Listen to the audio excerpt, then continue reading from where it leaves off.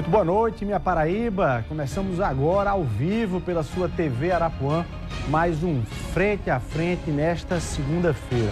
Olha, você acha que é possível o agressor e a vítima chegarem a um acordo após o cometimento de um crime? Para alguns juristas e magistrados, isso é possível. É através da justiça restaurativa. E ela é uma das correntes defendidas pelo nosso convidado de hoje, o desembargador Oswaldo Trigueiro, do Vale Filho, coordenador no Núcleo de Justiça Restaurativa aqui do Tribunal de Justiça da Paraíba. Vamos conhecer um pouco mais sobre essa corrente da justiça e também os desafios aí de se conseguir avançar nas relações que foram fruto de uma transgressão, de um crime, para uma relação mais pacífica e harmoniosa. Vamos ver se isso é possível hoje. Frente a Frente, está no ar.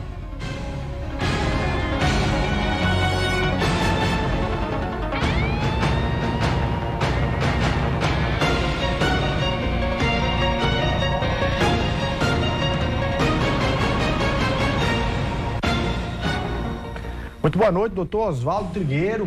Muito obrigado pela sua presença aqui no Frente a Frente. Boa noite, Luiz. É sempre um prazer estar aqui e discutindo questões tão importantes, né? A sua entrada no início desse programa mostra a importância do que vamos aqui um pouco debater, apresentar o que realmente é a proposta do Tribunal de Justiça e do Poder Judiciário brasileiro como um todo. Então é uma satisfação estar aqui ao seu lado para podermos divulgar um pouco essa justiça restaurativa. Bom, para a gente contextualizar, na sexta-feira o Tribunal de Justiça inaugura, não é isso? A sede do Núcleo da Justiça Restaurativa aqui do Tribunal de Justiça. Para quem está nos acompanhando, doutor Oswaldo, o que seria, enfim, o conceito da justiça restaurativa? O que ela representa, o que ela significa? Olha, eu diria, Luiz, que a justiça restaurativa, ela é uma alternativa a esse tipo de justiça que hoje é praticada, que ela hoje sofre um estigma enorme. A gente tem uma amplitude, não é, nesse conceito restaurativo, porque às vezes a gente busca apenas no ambiente de conflito mais veemente, na figura da violência, quer seja no ambiente doméstico, quer seja na figura criminal como um todo, na área da infância e adolescência. Mas a gente vai observar no decorrer do nosso debate que a justiça restaurativa ela tem um alcance muito maior. Ela pode, inclusive, confirmar laços e relações, esclarecer situações que às vezes são conflituosas por nada, por circunstâncias banais. E a construção dessa cultura de paz, que eu diria, ela leva a um sentido de eficiência, inclusive, desse ambiente público, que é o braço do Estado juiz, que, de fato, vê uma satisfação nos resultados ao aplicar a justiça restaurativa. Ou seja, o que vem por trás como resultado é extremamente positivo na construção de um futuro melhor. Onde é que ela se mistura com a questão da conciliação? Ou ela é um avanço, é um passo a mais da justiça conciliadora, porque aí não fica nos casos criminais, nos casos penais, né? No caso da justiça restaurativa, ela vai para os casos penais. Olha, há uma figura muito latente da distinção, a gente pode enxergar rapidamente, até pelo conceito popular, a figura da conciliação com a figura da justiça restaurativa.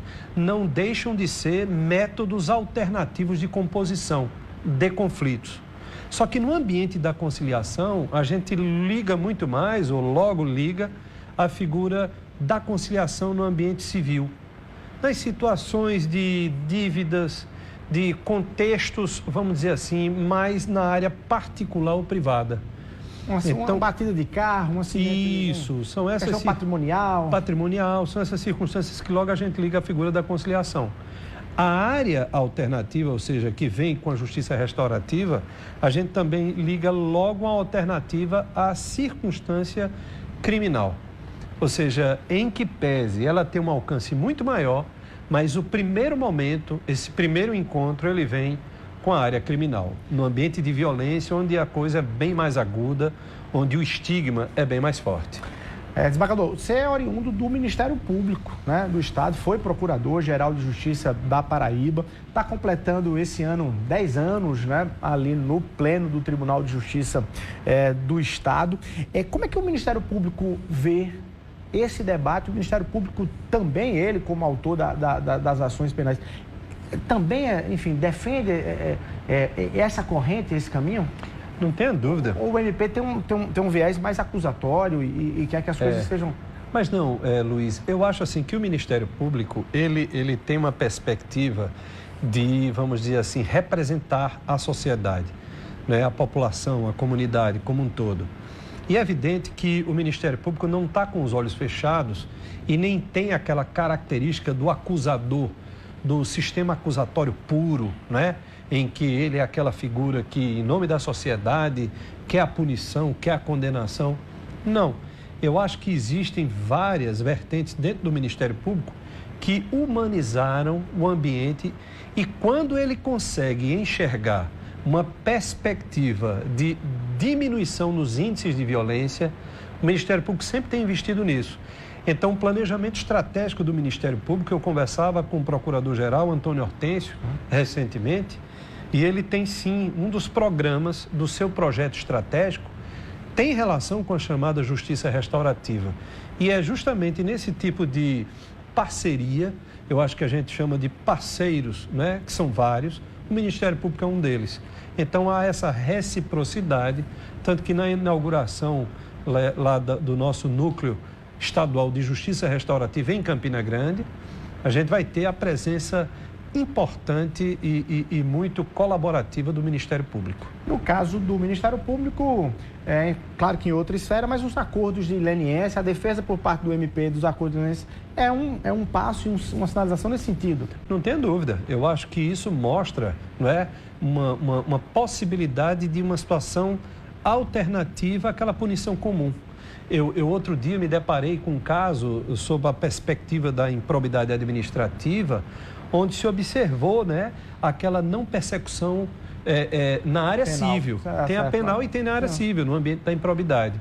Claro, diante de determinados critérios, de alguns requisitos, né, que você tem que observar, a lei estabelece esses critérios, mas não deixa de ser sempre a busca por métodos que há uma autocomposição, senão aquela... Porque, infelizmente, Luiz, a gente tem uma ideia da chamada cultura do litígio. Essa é a cultura do brasileiro, não é? Ou seja, tem aqueles que se vangloriam de nunca ter ido às barras da justiça, tem aqueles que, né, logo estigmatizam aquilo é um devedor contumaz, ou aquilo ali é um bandido, aquele camarada é um transgressor. Então, isso sempre é muito ruim. Então, veja, o sistema americano, né, e o sistema canadense, e alguns sistemas mundo afora, eles investem nessa outra parte de composição, né? E aí a gente tem os chamados juizados especiais civis e criminais, que é um pouco daquela escola, né, de negociação. Sim. Por quê? Porque senão o sistema estava inflado. Já é inflado, ou seja, já existe uma... Inclusive o sistema prisional. Prisional, com certeza. Então a gente meio que não só descriminalizou certas condutas, despenalizou certas condutas, como também aboliu certas condutas que, na evolução dos valores da sociedade, a gente verifica que aquilo não tem mais importância. Então, aquilo pode ser, por exemplo, sair da esfera criminal para entrar na esfera civil. Crime de dano, situações com menos repercussão, né? Situações de ameaça. Então, a gente vai retirando, né, a bem do chamado valor jurídico, o bem jurídico protegido, ele já não tem tanta importância na discussão quanto alguns outros que, na evolução das coisas, a gente realmente sabe que tem que se investir. Agora, doutor Oswaldo, para tornar ainda mais claro para quem está nos acompanhando, quando a gente fala em justiça restaurativa, para que a gente possa entender mesmo, você está dizendo que há uma possibilidade da justiça fazer acompanhar tanto o agressor e a vítima em todos os casos. Isso não é difícil no caso do estupro, ou o estupro não entra, né? Ou isso não é difícil no caso, por exemplo, de alguém que entra numa escola, numa creche e sai, enfim, Luiz, quais são os casos que a justiça restaurativa disso aqui eu não entro, mas só para que as pessoas entendam que a justiça restaurativa, ela pensa sim em pegar o agressor, pegar a vítima e fazer com que essas duas partes em algum momento saiam desse conflito e desse crime com um entendimento diferenciado. Eu diria que essa é uma aproximação. Primeiro a gente tem que entender que a cultura local, ela deve ser respeitada. Cultura local, quando eu digo, não há um histórico construído em cima de que um estuprador e a pessoa vítima desse estupro podem em algum momento conviver ou ter algum tipo de contato para que possa restabelecer minimamente uma paz. Mas o que eu quero dizer é que, olhando essa cultura local, é a sensibilidade, né, tanto do magistrado como o sistema de justiça, o próprio promotor de justiça, ele poder enxergar a possibilidade. Porque aí a gente vai para aquele jargão, cada caso é um caso. E às vezes as circunstâncias do caso podem trazer uma realidade diferente. Não é aquela coisa em que a pessoa quanto mais, é um sujeito que está com situação efetivamente com muita dificuldade de recuperação, chegando às raias, né, de cruzar aquele limite. Um cidadão agride uma mulher, numa academia, por exemplo, que a gente viu recentemente. Não, eu diria até, Luiz, que quando eu quero falar, é aquele, vamos dizer assim, criminoso ou agressor que já está numa situação em que, de fato, trazer algum espaço de construção alternativa é muito difícil. Então, você tem que ter a sensibilidade, até porque na justiça restaurativa tem muita técnica, tem muita forma.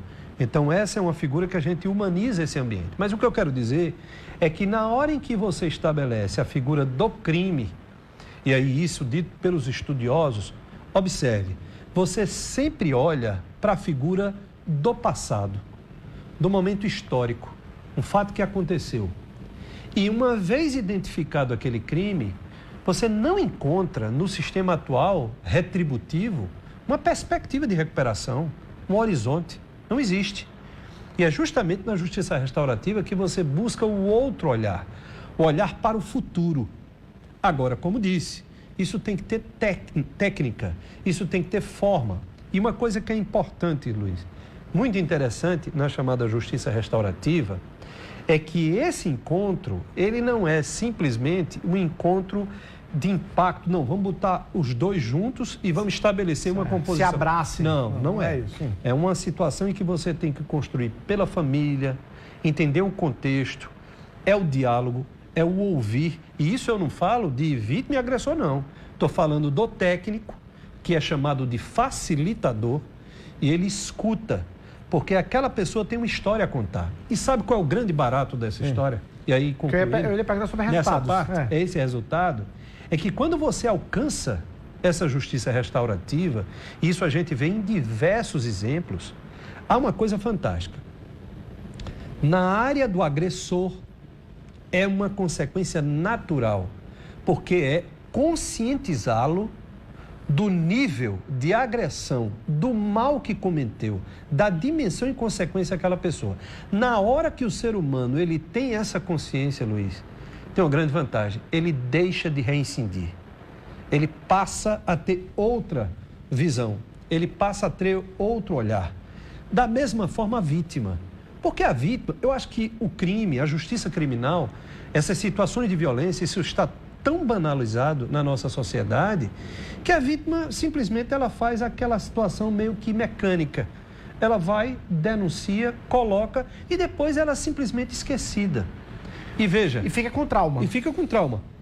O que verificar de uma vítima que, ao verificar e perceber o nível de consciência do seu agressor, qual seria o nível de satisfação desta pessoa sob o ponto de vista da justiça sendo feita? Então, isso é um dos aspectos que a vítima consegue e começa a enxergar, e aí tem esse benefício. Sai mais satisfeito. Certo. E aí o agressor com uma possibilidade muito grande de não reincidir. E dependendo do crime, do que foi o crime, a vítima ela consegue superar aquilo que foi um trauma, da violência que ela sofreu. Eu diria que ela não é que ela supere, mas ela, no movimento de amadurecimento, eu acho que ela passa a integrar uma outra classe e não aquela classe das pessoas estigmatizadas que estão com olhar, porque isso é atitude. A pessoa, quando passa a ter esse tipo de desenvolvimento, quando se propõe... Eu recentemente participei de um curso pela a Associação dos Juízes do Rio Grande do Sul, a AJURES. E lá na oportunidade, uma das integrantes era uma juíza federal e que ela participou de um ambiente, né, de um problema criminal onde ela foi vítima, à mão armada. E ela pôde, em algum momento, vamos dizer assim, interagir com esse agressor, e ela conseguiu perceber, e aí investigou e foi atrás do histórico familiar, uma série de situações, e ao final ela conseguiu perceber a situação e o próprio agressor também. Então, a partir desse momento, ela era uma juíza criminal. Ela disse: olha, Oswaldo, em todas as situações em que eu posso envolver e que percebo que há a possibilidade de envolver vítima e agressor... Ela pratica. Agora, isso me parece um tanto quanto, vou usar assim, moderno. De onde veio o primeiro debate da justiça restaurativa? De onde ela surgiu? Eu diria... Do que e de quando? Eu diria que não existe um marco temporal que você possa dizer, não, foi a partir daqui. É uma construção muito longa, né? Dizem que, vamos dizer assim, os grandes praticantes da justiça restaurativa têm ideias e registro da Idade Média e tal, mas há um debate muito interessante em torno das comunidades locais indígenas, originárias, de povos originários. Ou seja, onde há justamente situações em determinadas tribos e ambientes, né? Nova Zelândia, Estados Unidos, Canadá, são riquíssimos em histórias dessa natureza. E aí é a sabedoria do índio, da comunidade indígena, da cultura desses povos, trazendo como formas de autocomposição, porque eles têm que se resolver ali, né? Existem, evidentemente, determinadas situações que são mais agressivas, mas a grande maioria, nesse tipo de conflito em que era positivo, há a recomposição dessa relação quando as agressões. Então, a gente meio que importa isso. E aí, existe um marco, vamos dizer assim, normativo para o sistema de justiça nosso, que a gente, com a chegada do Conselho Nacional de Justiça, que não só ele trabalha a ideia da observação administrativa dos tribunais, né? Dessa espécie de correição nacional, que existe a Corregedoria Nacional, que integra o CNJ, mas existe o incentivo às chamadas políticas institucionais. Ele dissemina país afora as boas práticas. E a justiça alternativa, interessante que ela tem uma característica, Luiz, e ela também é dessa mesma forma aqui na Paraíba. Ou seja, onde você vai no país afora, a grande maioria do que há de sucesso, ela vem do interior. Ela vem de atividades altruístas, individualizadas de juízes. Pessoas que entendem, estudam e praticam e sem apoio nenhum começam a desenvolver nas suas comarcas a chamada alternatividade. E aí a gente tem os exemplos como São Paulo, Rio Grande do Sul, Distrito Federal, Sergipe agora tem um trabalho belíssimo, Pernambuco está tendo um trabalho, e quando veio para Paraíba, e que 2 juízes, né, que são muito envolvidos com isso, 2 juízes de Campina Grande, doutor Hugo Zaya e a doutora Ivna Mozart, ambos conversaram e disseram: Oswaldo, a gente tem uma proposta, que você possa coordenar, né, a justiça restaurativa no Estado, porque a gente quer institucionalizar isso, mas a gente precisa de um cara que possa tocar isso e também junto ao 2º grau, quando a gente pode, de fato, implementar. E você teve receptividade dos seus, enfim, pares desembargadores? Olha, a partir do presidente, enfim... Eu diria que isso, a gente quando começou a estudar, a gente entendeu que era necessário fazer uma coisa mais sólida. Não um oba-oba, não uma situação aparente, uma maquiagem, porque, infelizmente, o sistema público ele tem muito disso. Olha, tira uma foto, faz uma propaganda e tal, opa, né? Fica Começamos aqui. Mas quando você vai ver a prática, resultados não existem. Então, eu sou muito da ideia da eficiência, da eficácia, e nada melhor que um bom planejamento para que você possa ter esses resultados lá na frente. Então, eu disse para os meninos justamente isso: é preciso a gente ter uma estrutura, um ponto de apoio. Esse ponto de apoio foi escolhido Campina Grande porque legitima. Campina Grande hoje será a sede do Núcleo Estadual da Justiça Restaurativa, porque ali Tem um prédio lá, acho que a gente tem até imagens aí. É um prédio em Campina Grande, núcleo da Justiça Restaurativa. E a partir desse núcleo a gente vai ter pessoas envolvidas, né, funcionários com dedicação exclusiva, juízes que terão espaço para demandar nesse ambiente, e a gente vai ter 2 pontos de apoio, um em João Pessoa e outro em Patos, da nossa Justiça Restaurativa. Mas o que eu queria dizer é que esse planejamento foi muito bem feito. E a construção começa com o desembargador-presidente da gestão, Saulo Benevides. O desembargador Saulo nos deu um absoluto apoio. Abraçou o debate. Abraçou, construiu esse Nejure em Campina Grande e só não inaugurou porque, de fato, não deu tempo. Mas ele, de fato, foi um desses braços, né, amigos da Justiça Restaurativa. E aí vem o atual presidente. E aí vem João Benedito, que tem uma grande vantagem, o desembargador João. A vantagem é que ele já operava nos bastidores como o coordenador de todas as metas do Judiciário Nacional a nível paraibano.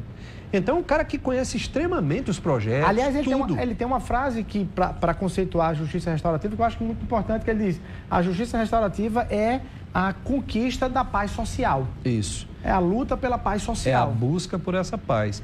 E eu digo a você, Luiz, não teve um momento. E aí, aqui cito lá atrás também o desembargador Márcio Murilo, que foi o primeiro a pensar nisso e a abrir as portas ao CNJ. Tivemos recentemente a visita do ministro do TST, que coordena como conselheiro do CNJ, Luiz Felipe Vieira. Ele coordena a Justiça Restaurativa no país e aí lança esse ano um programa belíssimo que nós vamos abraçar com todo o empenho, que é a chamada Justiça Restaurativa nas escolas.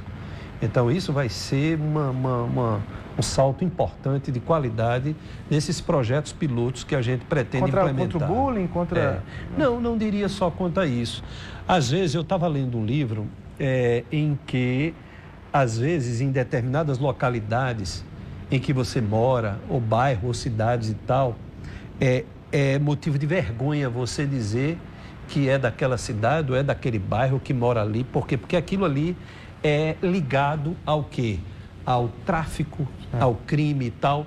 Então, imagine a gente entrar no ambiente escolar dessa localidade e aí entender a história dessas pessoas e principalmente daqueles que serão o futuro daquela localidade, que são as crianças, que são os adolescentes, e a gente poder dar uma ideia de pertencimento a essas pessoas. Doutor Oswaldo, você está dizendo que não houve resistência para avançar nesse sentido, nenhum. Porque é um debate um tanto quanto que pode gerar para alguns magistrados que têm um olhar um tanto quanto mais, posso dizer, justiceiros em relação ao cometimento do crime, a um transgressor e tudo. Agora, pelo que eu entendi, o agressor ele tem que ser réu confesso. É isso para que isso avance ou não? Ele tem que dizer, ele não pode estar dizendo que não cometeu a agressão, o assalto, enfim, o que seja. Ele precisa ser um réu confesso. Como eu disse, Luiz, essa é uma construção importante para que você possa chegar ao ponto de a pessoa se permitir a ingressar nesse ambiente da justiça restaurativa. E para isso é evidente que ele vai ter que reconhecer qual foi a ação que ele desenvolveu, que causou... Parte do reconhecimento. Claro. Já então, é um primeiro passo. Sem esse reconhecimento não tem como avançar. Não é possível. Porque quando a gente tem, né, um sistema como o nosso, cuja busca é de uma recolha de provas, né? Claro, a gente não tem um sistema inquisitorial, mas o sistema nosso ainda está, diria, muito deturpado. A gente tem uma escola, que é a romano-germânica, que ela estabelece as garantias do sujeito, e isso é muito importante. Ampla defesa, contraditório e tal, mas isso foi banalizado de tal forma que as pessoas hoje, para condenar, elas estão fazendo um esforço teórico enorme para poder atingir determinadas situações em que a gente poderia ter a possibilidade de conscientizar esse agressor e ele mesmo via reconhecer. A gente colocava e conversava isso com anterioridade, a ideia da chamada delação premiada, que é um instituto que virou a qualquer luxo e que eu tenho determinadas reservas, e aí particularmente as coloco, porque nesse ponto a delação ela é importante, mas desde que ela seja construída de forma espontânea, desde que ela apareça de forma legítima, que ela apareça de forma verdadeira. E não no sentido de você ter ali um ganho e tal, você até pode ter como consequência esse ganho. Mas é importante, e aí tem um princípio da justiça restaurativa, o reconhecimento do seu erro. Então esse é um ponto importante. Então na hora que você entra nessa ideia, quando é pressionado a fazê-lo, evidentemente que cai por terra. A delação parece um prêmio, quer dizer, a delação é um troféu para quem cometeu o crime, enfim, um reconhece e o faz a delação com base em alguns benefícios. Há algumas correntes que dizem que, na verdade, ela deveria ser desestimulada, né? Porque, na verdade, para que cúmplices nem queiram chegar perto de crimes, para que... Tem várias vertentes, né, Luiz? Eu acho que essa figura da delação, ela passa a ser como uma lógica, vamos dizer assim, utilitarista, né? Aquilo que pode ser útil, eu não consigo de alguma forma, mas vamos buscar de outra. Então, são estratégias que eu diria que vem surgindo. E eu acho que esse movimento, ele não é ruim. Eu acho que em algum momento a gente vai acertar. Mas eu diria que precisa ter bases, princípios para poder implementar. E voltando aqui à justiça restaurativa, evidentemente que esse aspecto de aproximação dá uma ideia para nós, juízes, de trazer mais humanidade, uma situação mais de humanizar o ambiente judicial. Aí eu ia lhe perguntar, não vai parecer também em algum momento um estímulo à impunidade? A justiça restaurativa, ela também não passa a ser um troféu para o agressor? Eu faço uma pergunta, Luiz. Você quer um ambiente mais estimulante para a repetição de crimes do que o sistema atual que temos?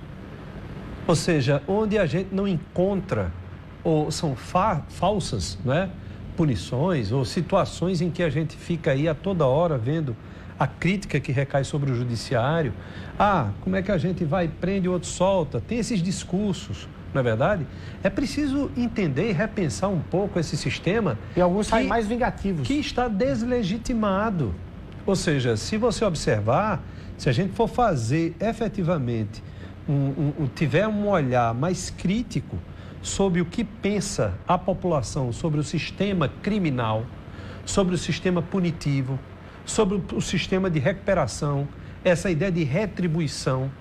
Veja, a gente A retribuição é a punitiva. É a punitiva, retributiva, errou, castiga, sim. Entendeu? E aí, desembargador, mas tem uma parcela da população que vai além disso, que é a parcela, por isso que eu também quero lhe perguntar, como criar uma cultura de justiça restaurativa, de pacificação, inclusive, até para casos mais polêmicos, digamos assim, num país onde uma parcela da população estimula o ódio. Isso. Alimenta o ódio. Uma parcela da população até pode estar nos ouvindo assim, para mim, bandido bom é bandido morto, que cria essa história que, enfim, sequer suporta benefícios para apenados e se sente constrangido com benefícios para apenados. Como encaixar a justiça restaurativa em uma sociedade que estimula o ódio? Olha, eu lhe digo, Luiz, eu aprendi com um professor que tive, chamado Figueiredo Dias, é um professor português, um catedrático da Universidade de Coimbra, que ele dizia o seguinte, a gente sabe que existe uma faixa, não é? Da população que tem esse tipo, né, de ideia e de pensamento. Mas é importante que essa faixa da população ela fique no ambiente minoritário. Minoritário sob o ponto de vista de consciência, sob o ponto de vista de valores, porque isso existe. Ou seja, aquilo que você consegue suportar de forma equilibrada. Ter uma sociedade em que você não pode negar essa faixa de pessoas. Essas pessoas que são negacionistas, que entendem que bandido bom é bandido morto, que a ideia central é esta, essas pessoas existem. E elas têm essas convicções e a gente precisa respeitar essas convicções dessas pessoas. Mas a gente não pode fazer com que esse tipo de situação seja a supremacia. Que aí, efetivamente, a gente tem uma inversão completa de valores. Então, suportar de forma equilibrada essas situações menores e que elas possam permanecer. Onde é que se investe para que a gente possa permanecer com um percentual menor de pessoas que pensam assim? Eu diria justamente investir na base, na qualidade de uma infância e adolescência, de você entrar num ambiente cultural, de você... Olha, eu milito muito nessa coisa da forma errada, infelizmente, que a gente tem hoje, por exemplo, das oportunidades que são geradas no sistema educacional. Eu estou repisando a educação porque é aí onde a justiça restaurativa ela vai tentar dar o pertencimento, porque, como disse ao início, não é simplesmente na área de conflito, de crime, de violência. Quer que eu diga uma situação que eu pratiquei recentissimamente? O meu gabinete, os meus assessores, quando eu acabei de fazer o curso de justiça restaurativa, eu convidei uma facilitadora que foi professora minha nesse curso para ela fazer um círculo de construção de paz no meu gabinete. É porque o gabinete é de pé de guerra, é porque todo mundo... natural, certo? Não, mas não existia conflito nenhum. Sim. Mas eu precisava conhecer as pessoas e que elas pudessem se conhecer, porque aquilo é tudo aparência. Tem muita maquiagem na história. E você sabe a realidade de um Luiz Torres, de um Oswaldo Trigueiro, de qualquer um de nós aqui, e isso, o círculo de construção de paz, ele permite. E eu digo a Luiz, sabe qual é a consequência disso? É um ambiente muito mais leve. Trabalho, produtividade, harmonioso, tudo é bom. Eu aprendi outra vez que, lendo um livro do italiano Domenico De Masi, ele dizendo a importância... O ócio criativo, né? E ali no ócio criativo ele diz a importância da estética na vida das pessoas. Você entra num ambiente aqui, dá vontade de conversar, porque é um ambiente agradável e tal. Agora, venha para cá e veja um ambiente desastroso, quando a gente fica até acanhado de falar. E assim são nas delegacias, nos ambientes prisionais. A desumanidade é tal. Então, eu diria que a gente tem um espaço enorme para poder investir na área primária. Eu diria infância e adolescência é o grande foco da justiça restaurativa, que será aqui na Paraíba, como também no ambiente da violência doméstica, porque são dois ambientes importantíssimos. O início da vida e o ambiente familiar. Esse núcleo, então, são dois núcleos que o doutor Hugo, que tem um trabalho interessantíssimo a nível nacional, e a doutora Ivna tem um trabalho já reconhecido também nacionalmente. Ambos apostam nessa ideia e a gente efetivamente está encaminhando nesse sentido. Muito bom. Desembargador, agora tem outra parcela, quer dizer, na verdade eu falei da parcela que defende, que tem por princípio essa defesa da reação mais odienta, né? Ou a lei de Talião, a reação na mesma, né? Na mesma proporção do mal que sofreu. Mas tem aí, e aí eu acho que vale basicamente para todos, sujeitos educados, cidadãos que nunca cometeram crime nenhum, mas que em algum momento estão diante de um episódio de violência, né? Enfim, vamos lá, um pai que vê a filha sendo agredida por um marido, ou estuprada, ou assaltada, ou alguém que vai reagir, né? E vai querer fazer, aí eu digo, que é aquela justiça com as próprias mãos, né? Aquele sentimento que um cidadão do bem, em algum momento, ele pode querer fazer, e a gente vê muito o caso da tal justiça com as próprias mãos. A gente, recentemente, uma senhora provocou um acidente aqui em João Pessoa e teve que fugir com o carro e os motoboys, alguns motoboys, não estou querendo generalizar, mas atearam fogo no carro dela, ou seja, não esperaram que ela pudesse pagar por aquele acidente e foram logo fazer justiça com as próprias mãos. Também esse é um sentimento difícil de controle, né? Assim, mesmo uma pessoa educada, bem educada, ela pode, em algum nível da vida dela, querer fazer essa justiça. Não tenha dúvida. E você traz aqui, Luiz, uma questão que é no momento agudo em que a pessoa presencia, e aí você não sabe a reação de uma pessoa. Isso aí é fato. O que eu quero dizer é uma coisa mais sistêmica, né?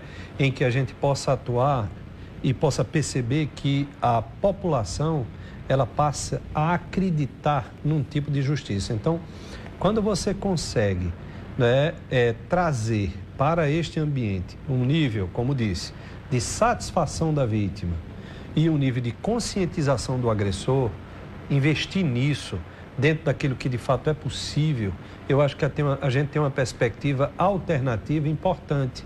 Porque, mais uma vez digo, esse sistema que aí está, retributivo, da forma como ele se coloca, ele é absolutamente um faz de conta. Ou seja, a gente faz de conta que a pessoa está presa, quando a gente sabe que o sindicato do crime ele atua de lá de dentro. Então, são várias e várias situações. O sistema, né, de gestão pública corrompido, né, onde se deixa de investir, porque o dinheiro é muito, existem muitos recursos, mas eles são desviados. Então, tudo isso não chegando na ponta, a gente tem falta de esgoto, saneamento básico, água, educação de péssima qualidade. Um faz de conta. É um faz de conta. Então, a gente precisa realmente trabalhar nisso. Ô, doutor Oswaldo, as faculdades de Direito têm ensinado bem a justiça restaurativa ou não tem passado nem perto? Você falou que fez alguns cursos e tem alguns livros, alguma bibliografia em relação a isso, mas as faculdades de Direito têm ensinado isso? Olha, na justiça restaurativa são vários os parceiros, né? E dentre eles as universidades, a parte acadêmica, a academia. Lá se ensina a cultura do litígio, é litigar. Lá a gente aprende a peticionar, a recorrer, a gente não aprende a conciliar. Então esse é o clássico. Mas agora a gente está numa outra linha, ou seja, na hora que você busca os movimentos conciliatórios, né? As questões em algumas universidades que elas, né, se atualizaram, as mediações, arbitragem, aqui mesmo, né, tem várias universidades que investem nisso. Existem as parcerias dos tribunais com algumas universidades implantando esses sistemas. Aí no início foram juizados que estavam nas universidades, tanto públicas como privadas, e aí eu diria que a gente caminha bem nisso. A justiça alternativa, e aí eu tive semana passada com o reitor, né, acho que é Valnei, né, da Universidade... o Valdinei Gouveia. Valdinei Gouveia, até peço perdão pelo equívoco do nome, mas estive lá com sua magnificência e ele dizia da experiência pessoal dele, né, no ambiente da Nova Zelândia, quando ele fez alguns cursos, né, de pós-graduação e pôde conhecer de perto a realidade da chamada justiça restaurativa com a comunidade Maori, que é originária, né, são povos originários da cultura neozelandesa. E aí temos várias perspectivas de parcerias. Ou seja, esses são os parceiros, porque a grande ideia da justiça restaurativa também é empoderar esses parceiros, as próprias comunidades. A gente não quer interferir, não é aquela coisa institucionalizada, porque também quando o Estado põe a mão, e aí Estado aqui eu quero dizer Estado juiz, Estado executivo, Estado legislativo, realmente se desvirtua muito. Então é preciso ter muita sensibilidade para que a gente possa empoderar esses ambientes, e são vários os exemplos quando a gente vê isso. Por exemplo, professores, entende? Pessoas efetivamente comprometidas. Outro dia eu assistia já um reprise daquele Coach Carter, não sei se você assistiu, sim, que era um professor de basquete. E que lição aquele cidadão, né? O Samuel L. Jackson, ele mostrando que vale a pena. E recuperou muita gente ali. Lembre que tinha um que era desvirtuante, criminoso. Desacreditados. Tal. E foi o esporte o caminho. Então, são coisas dessa natureza que eu acho que é preciso investir, Luiz. E eu diria, eu estou extremamente feliz pelo que a gente está construindo, a forma como está se construindo, e ela será, vamos dizer assim, dado esse pontapé inicial, a partir da sexta-feira, estaremos inaugurando lá. Você vai fazer esse convite no próximo bloco. Com certeza. Rapidinho, intervalo comercial, a gente volta aqui um minutinho conversando com o desembargador Oswaldo Trigueiro.